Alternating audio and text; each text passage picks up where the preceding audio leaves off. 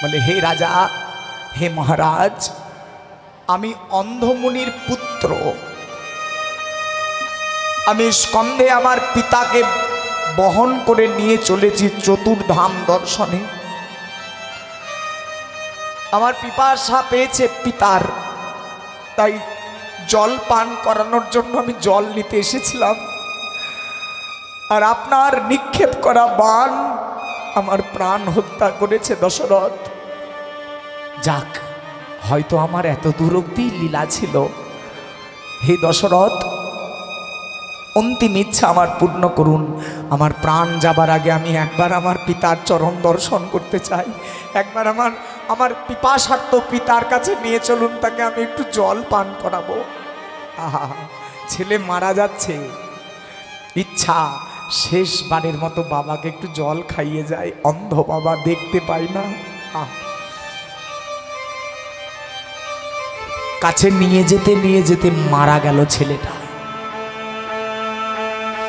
দশরথ রাজা এসে বলছেন, মুনিবর আমাকে ক্ষমা করুন। কে তুমি? আমি অযোধ্যার রাজা দশরথ। কি অন্যায় করেছ? ক্ষমা ভিক্ষা চাইছ? মুনিবর, আমি অজান্তে আপনার পুত্র সিন্ধুকে হত্যা করেছি। হ্যাঁ, কি বললে? আর একবার বলো। আমার পুত্র সিন্ধু, সে আর জীবিত নাই। আপনার পুত্র সিন্ধু মারা গেছে দশরথ, হত্যা করেছি আমি। আপনি আমাকে শাস্তি দেন। আমি রাজা দশরথ, আমাকে শাস্তি দেন। বলি, দশরথ, তোমাকে শাস্তি আমি আর কি দেব? তুমি আমাকে যা শাস্তি দিলে, এর চাইতে বড় শাস্তি আমার আর পাবার নাই। তবে শোনো, আমি যদি ত্রিকালজ্ঞ মুনি হয়ে থাকি, এই সূর্য চন্দ্র যদি সত্যি হয়ে থাকে, তুমি যত বড়ই রাজা হও, আমি যেমন পুত্র শোকে জ্বলছি, আমি অভিশাপ দিলাম তোমার মৃত্যুও যেন পুত্র শোকেই হয়। তোমার মৃত্যুও যেন পুত্র শোকেই হয়। এই বলতে বলতে মুনি প্রাণ ত্যাগ করলেন। আর এদিকে দশরথ কাঁদতে কাঁদতে মুনিকে বলছেন, মুনিবর, আপনি আপনার অভিশাপ ফিরিয়ে নেন। আমার তো সন্তানই নাই। আমার যখন সন্তানই নাই, আমি সন্তান শোক পাবো কি করে? দৈববাণী হলো, দশরথ, সাধু অভিশাপ ব্যর্থ যায় না। এই অভিশাপ তোমার কাছে আশীর্বাদ হয়ে এলো। তুমি বন্ধা। তুমি এই অভিশাপ বাস্তবায়িত হবার জন্য চার পুত্র পাবে। জ্যেষ্ঠ পুত্র যখন 14 বছরের জন্য যাবে বনবাসে, সেই রামচন্দ্রের বিয়োগে তোমার হবে মৃত্যু। এই হলো তোমার ভবিতব্য। অভিশাপ, অভিশাপ। হে ভক্ত সমাজ, মানছি তাই হলো। কিন্তু যে রাজা দশরথের ছেলে ছিল না, তার 4টে ছেলে হলো। তাহলে এটা অভিশাপ না আশীর্বাদ? আশীর্বাদ দিল, অভিশাপ কিন্তু হয়ে গেল আশীর্বাদ। আজকে রাধারানী বলছেন, আমারে কহিবে যে আমার মতই হবে সে। ললিতা এসে বলে, ওরে রাধে, ওরে রাধে, ও রাধে,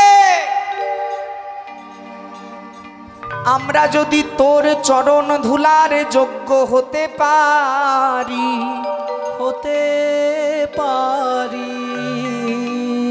তবে এই জনম মোদের সফল হবে। জনম মোদের সফল হবে। জনম মোদের সফল হবে। জনম মোদের সফল হবে। মতো যদি হইতে পারি জনম মোদের সফল হবে, যদি হইতে পারি আরে কৃষ্ণ বলে কাঁদতে পারি, জনমে মোদের হরি সফল হরি হরি হবে, বল। কৃষ্ণ বলে কাঁদতে পারি জনমে মোদের সফল হবে, ওরে জনম মোদের সফল হবে। জনমে মোদের সফল হবে। সখী বল কি চাইছিস? বলি অন্য কিছু না, যাব শ্যাম দর্শনে, দর্শনে ওই না নিকুঞ্জ বনে, নিকুঞ্জ বনে করো করো সখী করো যোগা, আহবিয়া যোগ মায়া বিবাদিনীর নয়নে ফাঁকি দিয়া, যাইব শ্যাময় অভিসার। কি বললি? তোর এই বিবাদিনীর ঘর হতে কেমন করে যাবি রে? একটা উপায় আছে, আমি আমার মা যোগ মায়াকে আহ্বান করব, আর মা যোগ মায়াকে আহ্বান করে মাকে বলবো, মা করে দেবে উপায়, আমরা যাব কৃষ্ণ দর্শনে। হে শ্রদ্ধেয় ভক্ত সমাজ এবং ভক্তিমতী মায়েরা,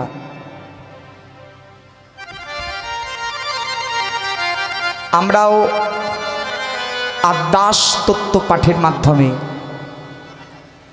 মাকে আহ্বান করব এবং যে কোনো উপায়ে রাধারানীকে নিয়ে যাব কৃষ্ণ দর্শনে। অনুরোধ, এই পাঠ চলাকালীন কৃপা করে কেউ আসন ত্যাগ করবেন না। যে যে আসনে আছেন, যে যে জায়গায় আছেন সেখানে বসে থাকবেন। আসন ত্যাগে আমার বা আপনার ক্ষতি হতে পারে। আর যদি সে ভাবের দর্শন হয় তাহলে মায়ের একটু উলুধ্বনি দেবেন এই আশা করব। আহ্বান করলেন মা যোগমায়াকে কৃষ্ণ দর্শনে যাবার অভিলাষিনী শ্রীমতী রাধারানী। প্রথমে একবার সকল মায়েদের উলুধ্বনি সেবা হোক। নিতাই গৌর হরি বল। হরি বল।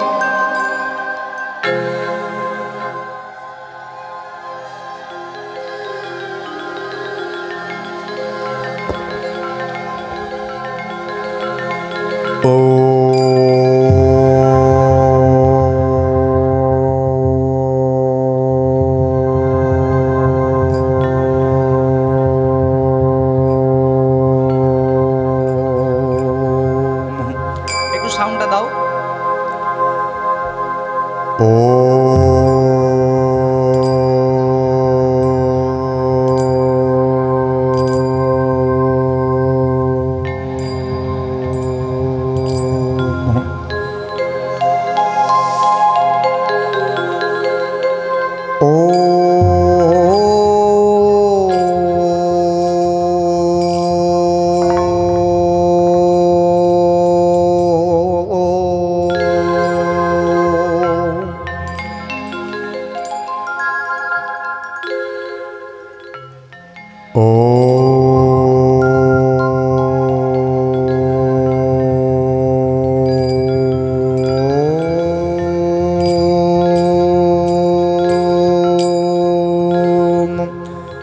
जयंती मंगला काली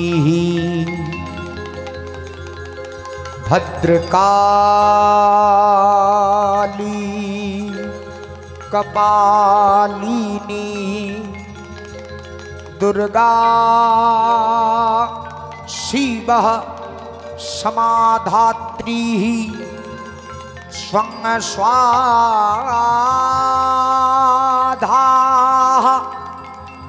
नमस्तुते